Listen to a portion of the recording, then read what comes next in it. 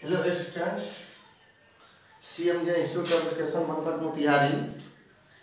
आज हम लोग संज्ञा पढ़ेंगे। इसके पहले भाषा, शब्द दिशा, वर्ण दिशा हम लोग पढ़ चुके हैं।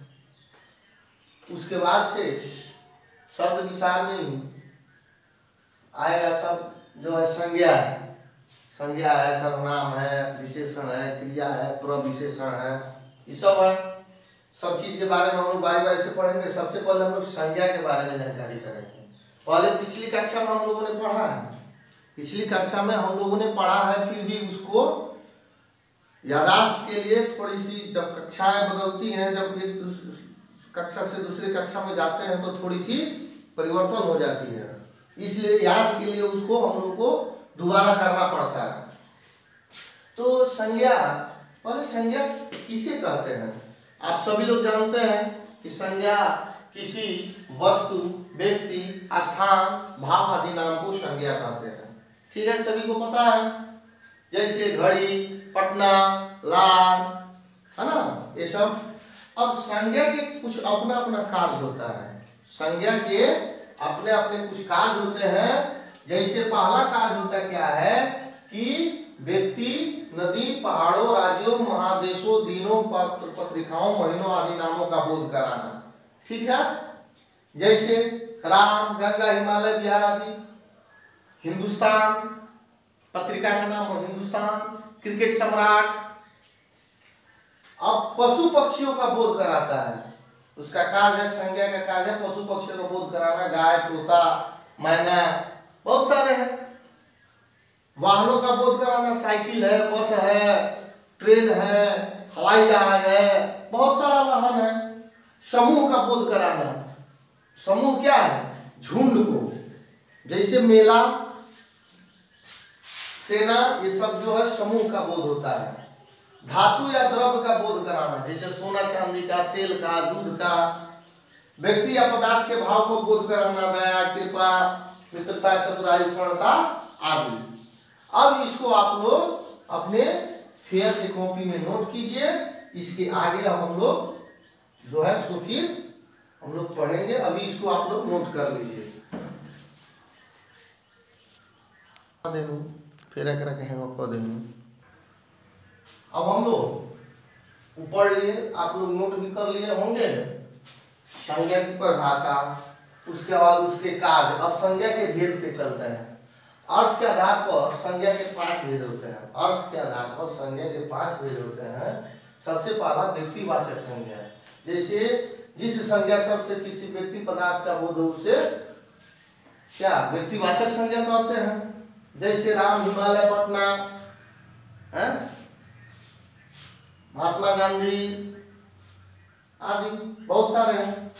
जातिवाचक संज्ञा, जिस संज्ञा से जाति भर का बोध होता है, जिस संज्ञा शब्द से जाति भर का बोध हो उसे जातिवाचक संज्ञा कहते हैं। जैसे लड़का, फल, फूल, पक्षी आदि। लड़का का मतलब पूरे लड़के समूह का बोध आ गया, उसमें पूरे लड़के जाति का आ गया। फल में पूरे फल का आ गया, है ना।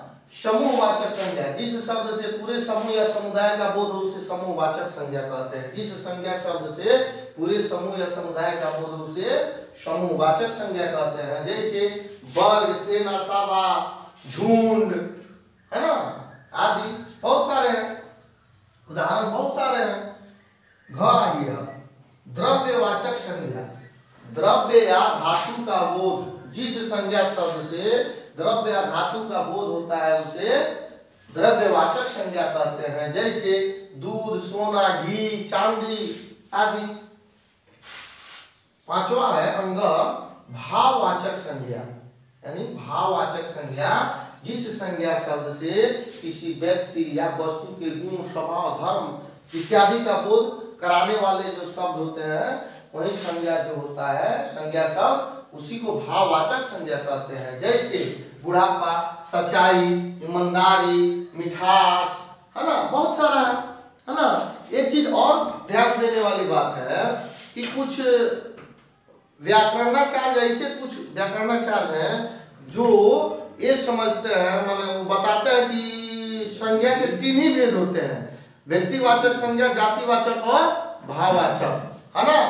तो आप समझ गए, इसको नोट कर लीजिए, नोट करके ये कीजिए, तो आगे फिर हम लोग बढ़ते हैं। संज्ञा के भेद हम लोगों ने पढ़ लिया। अब संज्ञा के वर्गीकरण पूछे, नया वर्गीकरण जो है के आधार पर निम्नलिखित 2 रूपों में किया गया है। संज्ञा का नया वर्गीकरण जो है निम्नलिखित 2 रूपों में किया गया है। सबसे पहले तो जीवंत और अजीवंत, यानी सजीव और निर्जीव। सजीव और निर्जीव के आधार पर जो है इसके 2 भेद होते हैं, जैसे प्राणीवाचक और अप्राणीवाचक, ठीक है। और गणना के आधार पर गणीय और अगणनीय, गणीय और अगणनीय संज्ञा था। गणीय वो होता है जिसको गिना जाता है, जो गिना जाए वो गणीय, जो नहीं गिना जाए वो अगणीय। जैसे तेल है उसको गिन नहीं सकते हैं, दूध है गिन नहीं सकते हैं, लेकिन क्या है, लड़का है, फूल है, लड़की है, ये सब हम लोग क्या कर सकते हैं, गिन सकते हैं, है ना। तो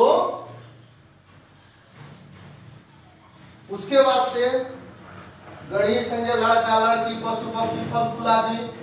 अगणनीय तेल, अन्न, सोना, पत्थर, लड़पन आदि, ये सब को हम लोग गिन नहीं सकते हैं। उसके बाद से प्राणीवाचक और अप्राणीवाचक, जो जीव उठ बैठ चल फिर सकता है, जो उठ सकता है, चल सकता है, घूम सकता है ना, वो क्या है, प्राणीवाचक है। और जो नहीं चल सकता है, जो नहीं बैठ सकता है, वो अप्राणीय है, ठीक है।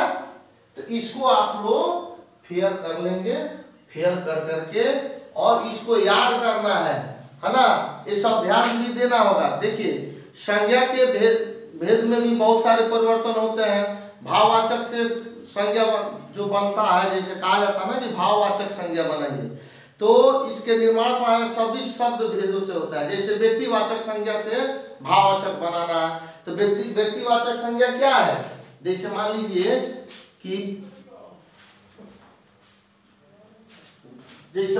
व्यक्तिवाचक संज्ञा क्या है, राम है, तो राम से व्यक्तिवाचक संज्ञा क्या बन जाएगा, रामत्व बन जाएगा, ठीक है। तो इस चीज को ऐसे हम लोग करते हैं। सर्वनाम से अगर बनाएंगे तो अपना से अपनापन हो जाएगा, अहम से अहंकार हो जाएगा, है ना। तो ये सब जो है भाववाचक संज्ञा के निर्माण। तो संज्ञा में आज हम लोग इतना ही पढ़े, अब इसके आगे हम लोग पढ़ेंगे। संज्ञा समाप्त हो गया, इसको आप लोग फेयर करके और याद कर लेंगे, याद करके निश्चित रूप से आएंगे।